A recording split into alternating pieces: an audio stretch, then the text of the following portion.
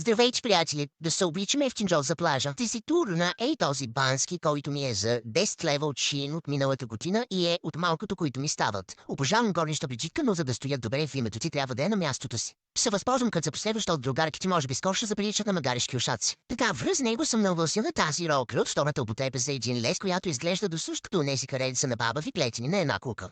Ми каза ти да ни гледа, че ако сте слабилна психика. Ще се сложи и това ще ползва 20 лева от H&M, което върши чудесна работа, защото не само пази сянка на чекум, понеже е дълбокишко, като получиш ти се и не сваляш го и фонтана ти треви. И не цай се за 5 кинта от синсей. Убиците са подарък, а пък този гередан е от Шин и е против вещици и вампири, пък той наплажа много такива.